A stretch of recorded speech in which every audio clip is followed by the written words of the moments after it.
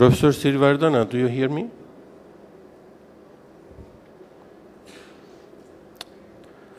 I think your microphone is...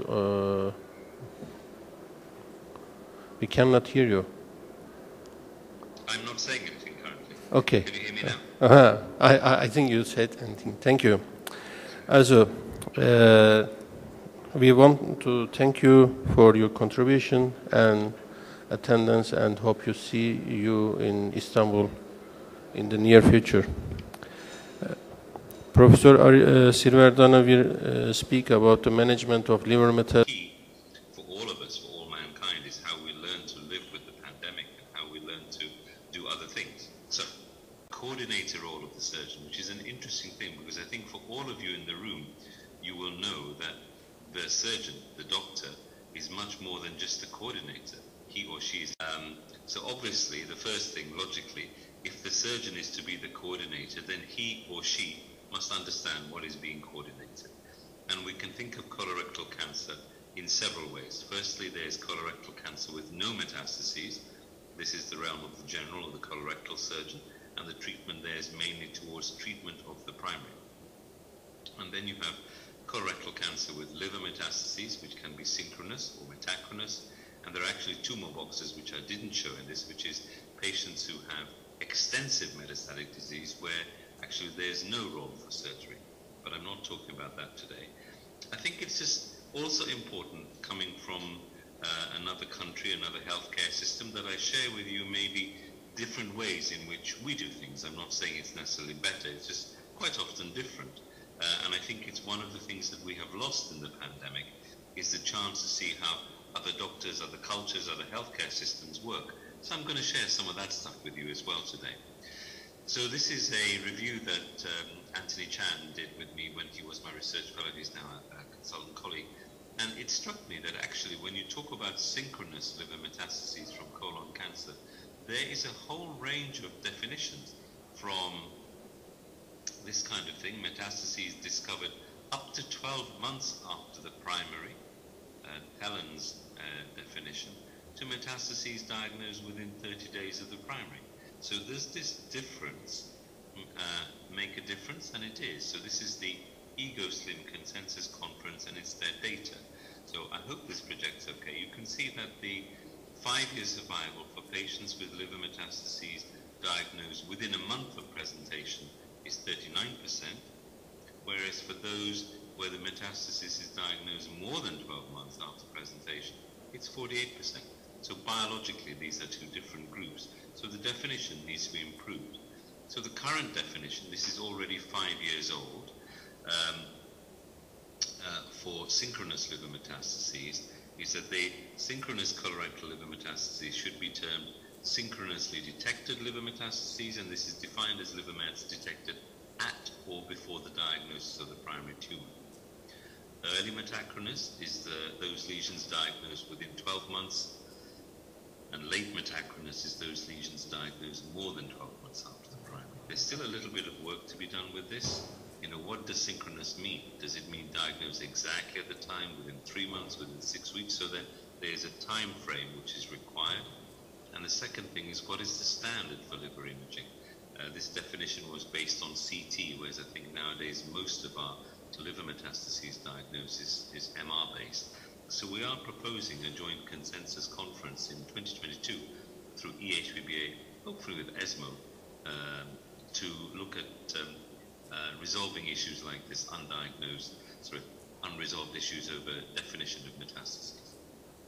So then, if we're going to look at the patient pathway and the role of the surgeon as a clinician and coordinator, so let's take this from an individual patient pathway, and this is what we do nowadays in Manchester. And even some of this has been affected by the pandemic. So individual patient workup, how we select patients for hepatectomy, and this is the crux of the coordinator role, really, this integration of surgery with chemotherapy.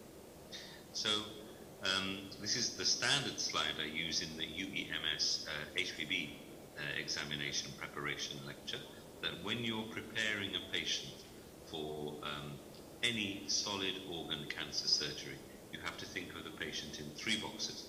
First, the host. How fit is he? Second, what is the extent of the disease? And for liver surgery, the third box is what is the extent of the liver involvement? So that's important. So let's focus on the first one. How fit is the patient?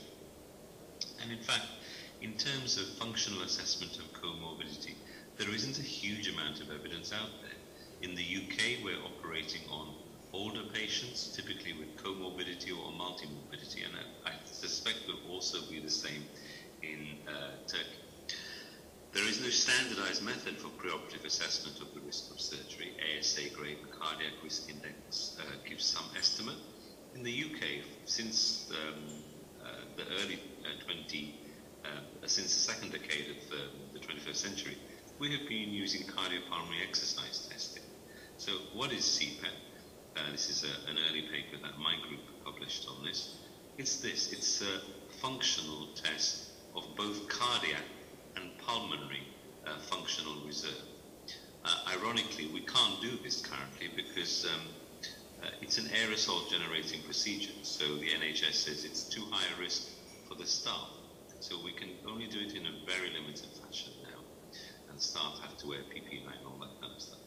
So the patient pedals an exercise bike, and we look at where the metabolism crosses over from aerobic, which is what all of you will be doing now, to anaerobic metabolism. And this is called the anaerobic threshold. And we showed that a receiver operator curve for anaerobic threshold is a very sensitive test for post-operative mortality.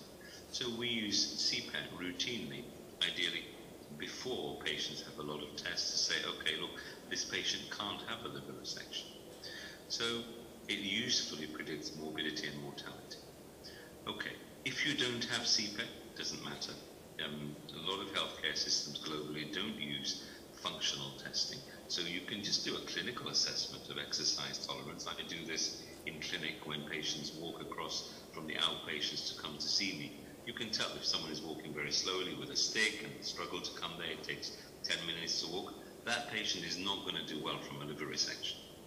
You can do a more objective form of the same thing with NYHA grade, and you can do some static tests, so you can look at ECG, echo, pulmonary function tests. So that's the clinical workup of the patient, and I suspect what you do and what we do is not that different. What about the extent of the disease? How do you assess for extrahepatic disease?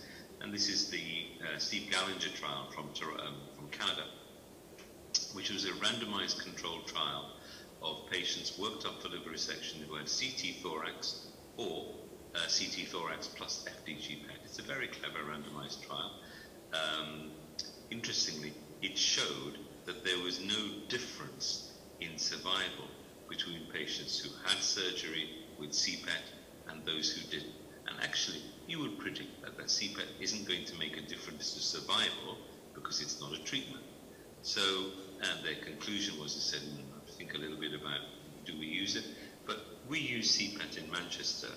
And how do we use it? We use it in patients who are going to have a complex liver resection. So multifocal disease, a small future liver remnant, where the liver is being modified because these patients are typically at high risk for extrahepatic disease. If you've got 10 or 11 lesions in the liver, the chance of having small disease elsewhere is important.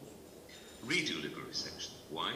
Because if the radial liver resection is 3 or 4 years after your original resection, your chance of finding metastases increases with time from diagnosis of primary, and we use it in some patients with indeterminate lung nodules. So FDG PET is useful. What about liver involvement? Well, this is quite easy now. We use contrast-enhanced MR, and you can see here is a CT showing no lesion. Here's the diffusion-weighted imaging using a hepatocyte-specific contrast, which is taken up by the rest of the liver, showing restricted diffusion in there. So MR has become the gold standard. So this is Manchester's 2021 workup protocol. We do a post-assessment, we do FDG PET in selected cases, and we routinely do liver MR. So then what is the aim of liver resection? So the aim is to remove the disease burden with a clear margin of normal parenchyma. What has become obsolete? Some of this terminology has changed, and I thought I would leave it in the talk, that people often say, You can resect up to 3 contiguous quino segments. It's very rare that you do that kind of operation because the focus for metastatic colon cancer has moved to resecting the tumor, preserving parenchyma, and taking cuff of normal liver.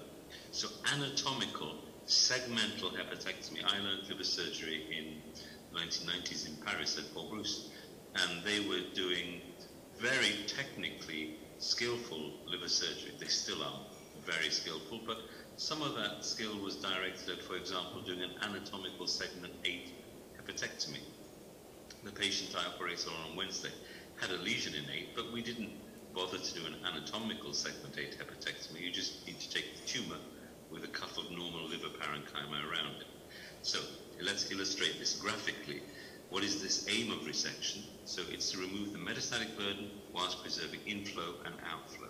So something like this, yes, this will still require an anatomical right hepatectomy, so 5, 8, 6, 7. But what about this? This is my patient Diane from Wednesday. So the lesion is quite high up.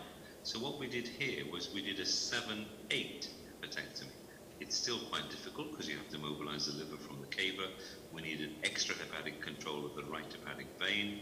But I preserved 5 and 6 to have plenty of parenchyma because 6 will drain through crossover to the middle hepatic vein.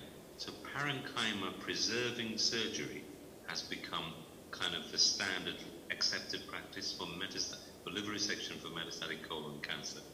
This is another patient with 2 little lesions here. You could do a single right posterior sectionectomy, but we actually just did 2 metastasectomies. So how do you integrate this kind of surgery with chemotherapy? I think this is the coordinator role that the talk title suggests. So if you have an easy liver resection, then you can go straight to surgery with no preoperative therapy. However, if it is difficult, so in other words, how do you define difficult? So difficult is bad prognosis features in the primary tumor and bad prognosis features in the liver. So in other words, multifocal liver lesions or difficult locations. So a lesion which is located in between the inflow or in between the outflow. Something like this, it is worthwhile thinking about conversion with systemic chemotherapy. So I use this slide a lot. I think it's very helpful. This is really the philosophy of this, that when you have stage 4 colorectal cancer, this is some work that we did a while back. If you remember this slide, it's important. So I think stage 4 colon cancer, we know that this is a systemic disease with local regional cluster manifestations. In other words, the disease that you can see is local regional. And effective therapy must treat both the systemic disease and the regional clusters. So you have to integrate and coordinate that. The timing is a little bit difficult, as I said. So if it's easy, straight to surgery. If it's difficult, think about chemotherapy first. Okay, so these are some data for synchronous disease from our own unit. What are the options here? So synchronous, bowel first, liver first, no surgery. This is a cosmic study which our group are trying to publish. I don't need to spend too much time on that or on the synchronous surgery pathway. Let's just focus on this. So this is the practical business of the coordination. Who should have an upfront synchronous resection? So if it's a single lesion, possibly a couple of lesions, I also look at how many liver transections are required. So this is a single lesion which you can take out with 1 transection, which is less than a hemihepatectomy. So the colon here, it's a single lesion in the right colon. The left colon is typically more complex. Just one note of caution here. There is some evidence from the consensus molecular subtypes for colon cancer that right colon cancer has a worse prognosis than left colon cancer. So even though a right lesion with a small solitary right-sided met might look perfect for synchronous resection, it's just worthwhile bearing in mind that it may be a worse prognosis. And then so we think about the liver perspective, the bowel perspective, and also the patient perspective. So the patient has to have low comorbidity, have a preference for a single synchronous operation. Both can be done laparoscopically. We do that. The the laparoscopic approach is no different to open surgical approach, and then the patient gets adjuvant chemotherapy. When would you think about upfront chemotherapy? So in this kind of situation, bilobar disease, multifocal, nodal disease in the primary, and a locally advanced primary.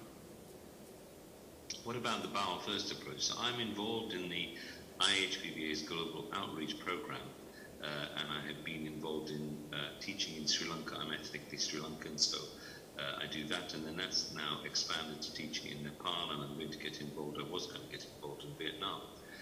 And in all of those countries, the bowel first approach is the standard approach. Why is that? Because in a lot of healthcare systems globally, liver resections are, liver surgeons are a relatively scarce resource. So that's fine, it doesn't matter. In this situation, you would resect the primary tube, you can use chemotherapy, then if you do have access to a liver surgeon, then you can think about modifying the liver, giving restaging, and think about when to do surgery. I'm not talking today about downsizing for resection. These are our own data, and I just put this one slide in because I think it's quite interesting. It shows that the survival from staged versus synchronous surgery is the same. And if you look at survival, you can see whatever is causing death. So let's say the firm line is staged resection. That's this one. So whatever is causing death in those patients, so that by 5 years, it's just less than 50% of patients alive, the same thing is happening for synchronous disease. So I think it doesn't matter whether you do the operation staged or synchronous. Clearly, that is a discussion where the coordinator role comes in. It's between the surgeon, the patient, and the oncologist.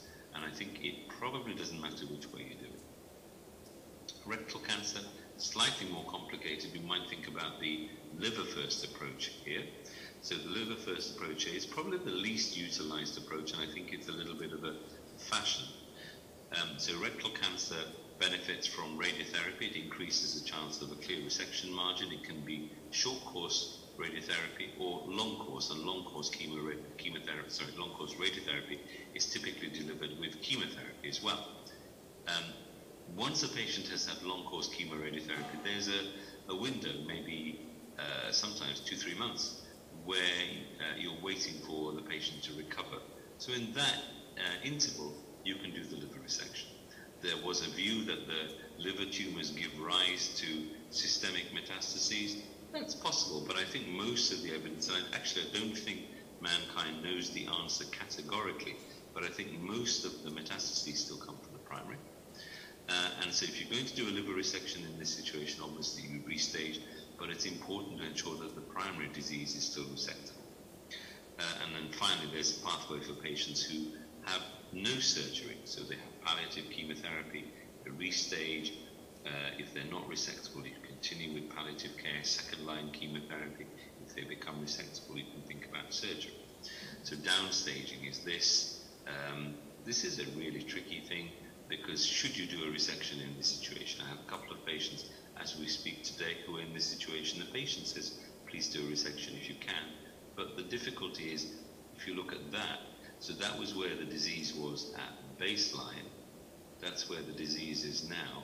It's the liver disease which governs what you do. So if you say, I want to resect all of the areas of the liver where there were tumors at baseline, this is unresectable. If you look at that, it's clearly resectable. You could do that, laparoscopically take that and that, but you're leaving a lot of disease behind. So I think I'm not going to talk a lot about downstaging today. Talk a little bit about laparoscopic hepatectomy before I finish, just to say this is a review that we wrote about it. So we know that laparoscopic left lateral has long since been established as a standard of care. All other laparoscopic liver resections are more challenging. My colleague yesterday did a segment 6-7 laparoscopically in a patient who had had a previous open left lateral. So you can do laparoscopic after previous open. There's a lot of adhesions. But what we think about it, what the evidence is, there is a systematic review published from Singapore in Annals of Surgery in January, which suggests that there is a survival benefit from laparoscopic major hepatectomy. I think that's a trial bias. but I think it's likely that laparoscopic major hepatectomy will be non-inferior to open major hepatectomy in randomized trials, but it's technically much more demanding. So to summarize, the surgeon has an important role in coordinating care between specialties, between the patient and the doctor, but also critically between surgery and chemotherapy, and that's our main role really. But we're also deliverers of care. So the liver surgery workup is a three-step process. We assess the patient's fitness, we assess the extent of metastatic spread, and we assess the disease distribution within the liver itself. If you have solitary metachronous disease, in a way that's easy, just focus on resection workup. If you have multiple metachronous disease, I think the coordination there is typically we would look at chemotherapy first and then come to surgery second. So for synchronous disease, as I said, you can undertake synchronous surgery, but survival after synchronous resection is really no better than survival after stage surgery. So that if you look at it from the patient's perspective, if the patient says, can I just have one operation? Of course, everybody would prefer that. But the problem is that the morbidity is a little bit greater. The time in hospital is a little bit greater than the two operations combined. And for non-resectable stage 4 disease, you need systemic chemotherapy. And finally, the aim of liver surgery, the philosophy of this, the aim of liver surgery for hepatic metastases from colorectal cancer is to remove the disease burden with a clear margin of normal parenchyma. I need to thank my colleagues. Normally these are the guys who look after my patients when I'm in places like Istanbul, but today I'm also in Manchester. So thank you very much for your attention, and thank you again to Naz for coordinating this and making sure that you could all hear. Thank you very much. We thank you for this lecture, Professor. Salondan soru veya katkı var mı arkadaşlar? Cem Hocam buyurun.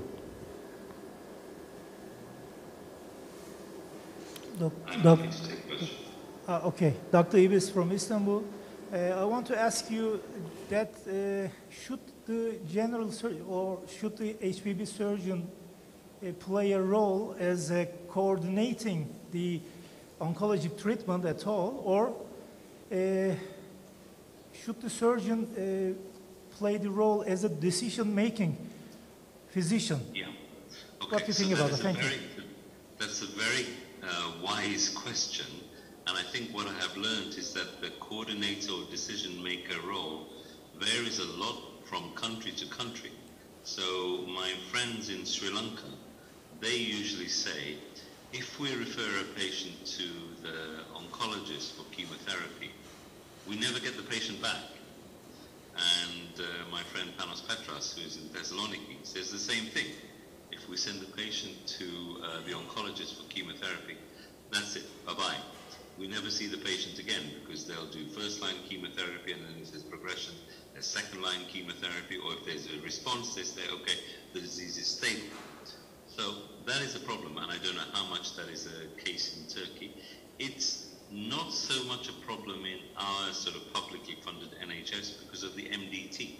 So the MDT rule is that anybody with metastatic cancer to the liver or liver-limited disease must have their case discussed at the MDT, and that has surgeons and oncologists. We really, nowadays, we very, very rarely argue with the oncologists. It's a thing which has not happened, that it doesn't happen anymore because I think they will say, so that patient I showed with bilobar disease, he's keen to have a resection.